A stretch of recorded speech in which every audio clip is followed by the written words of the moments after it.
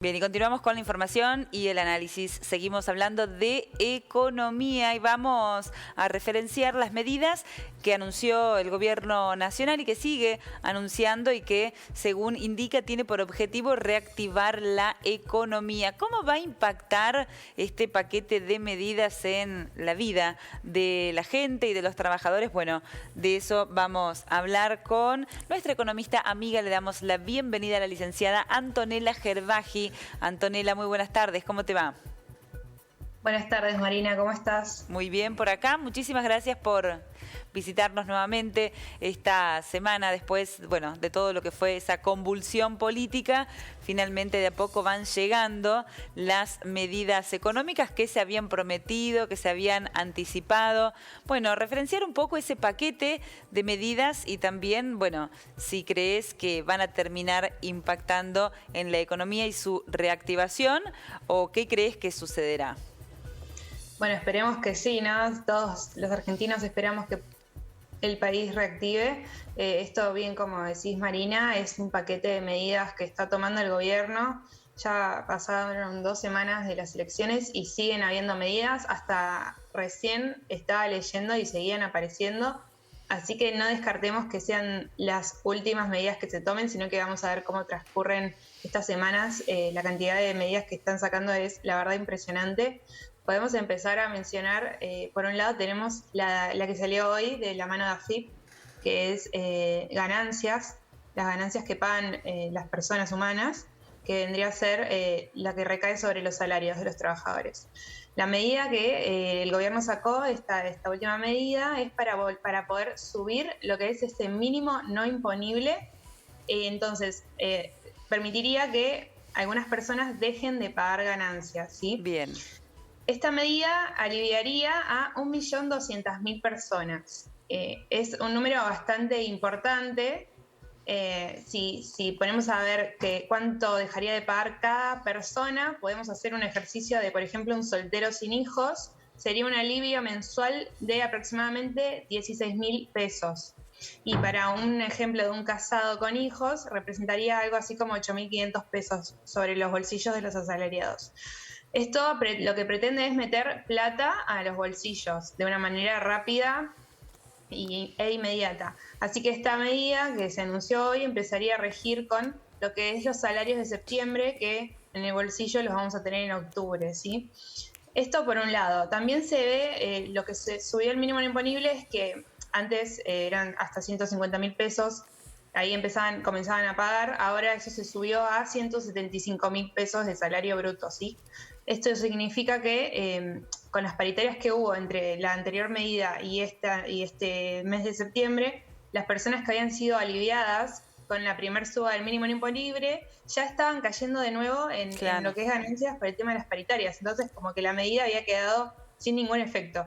Ahora vuelven a subirla y para el rango de trabajadores hasta 203.000 pesos y 775 pagarían menos de lo que tendrían que pagar, porque cuando ya entran a pagar lo que está pasando es que entran con una alícuota alta. Entonces, para los trabajadores que ya empiecen a pagar entre ese rango, no se les haga tan pesada esta nueva carga de ganancias.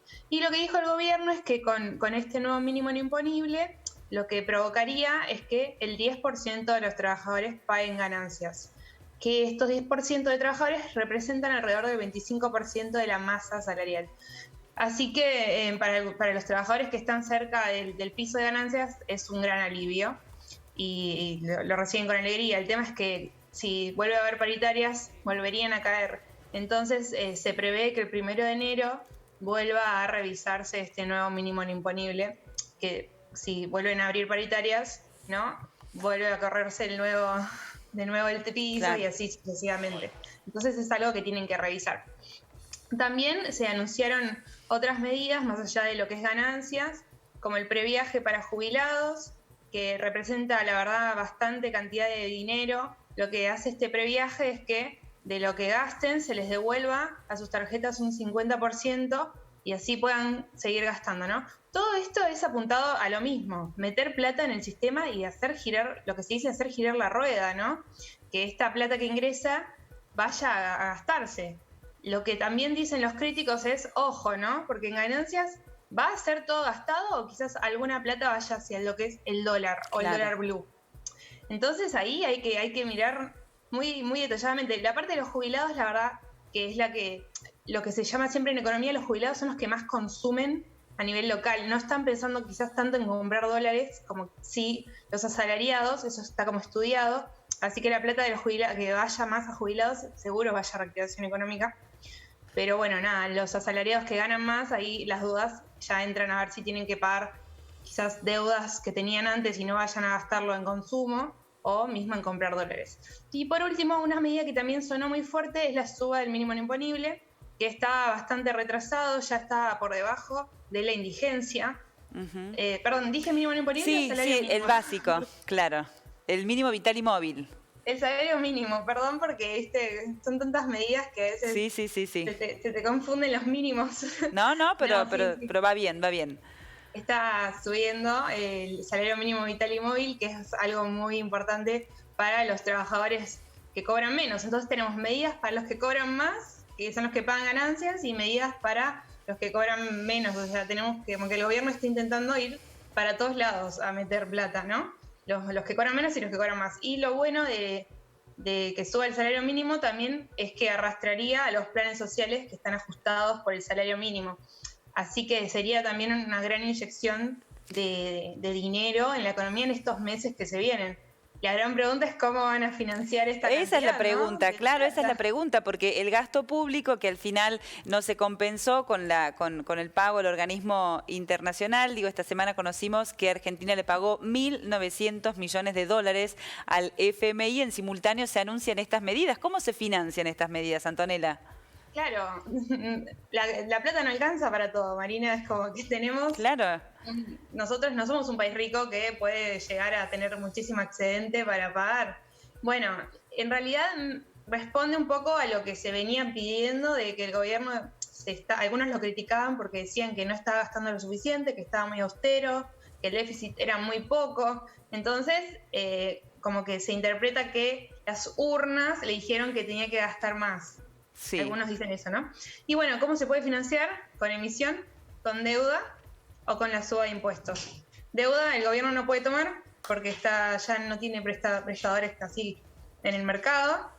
Y la emisión vendría a ser la respuesta por ahora más factible que te puedo dar, que puedan llegar a poder financiar esto. Recordemos que con esos DEX que vinieron del fondo que mencionaste que se pagaron esta semana, sí, lo provocó que el Banco Central, por ajustes así de balances, pueda, al ingresar esos DEX, se emitió una letra del Tesoro contra esos DEX que entraron en las reservas, y eso hizo que el Banco Central pueda emitir esta semana un poquito más de lo que podía antes de los DEX. Así que vamos a tener emisión este mes, el siguiente, eso seguro, y creo que vendría por ese lado. Igualmente la sábana siempre es corta. Claro. Y no sabemos tampoco cuánto más podrían llegar a inyectar de dinero, porque se viene fuerte, ¿no? Este aumento del gasto y aumento del déficit. Sí, así es. ¿Y si se produce esa emisión, tenemos que esperar más inflación, Antonella? Sí, seguramente que sí, porque por dos motivos. Uno, por lado de la emisión seguro, y también si aumenta el consumo, eso suele acelerar generalmente lo que es la inflación. Así que sí, estos próximos meses vamos a tener que estar atentos a esa variable.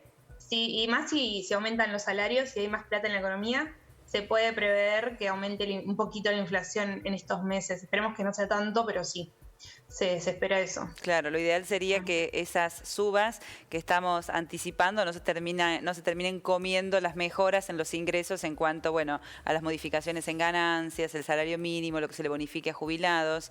Ese es una debería carrera, ser, ¿no? Claro, ese debería ser el sano equilibrio. Es justo tu conclusión, me parece la más adecuada a esta. Lo dijiste perfecto. ¿Quién correrá detrás? Será, ¿no? La pregunta, pero sí. Se espera que sea así, la rueda, que continúe girando la rueda. Suben precios, suben salarios, el consumo, pero bueno, ojalá que también se reactive la economía, ¿no? Y que no estemos en una estanflación, que es el peor de los escenarios, cuando tenés inflación y la economía no está sin crecimiento. Claro. Bueno, Antonella, qué panorama complejo, por supuesto, toda la expectativa para reencontrarnos la semana que viene, porque este país no deja de ofrecernos novedades y siempre tenemos temas para analizar. Muchísimas gracias por visitarnos, que tengas un gran fin de semana, ha sido un gusto. Un gusto, nos vemos la próxima. Hasta el próximo viernes.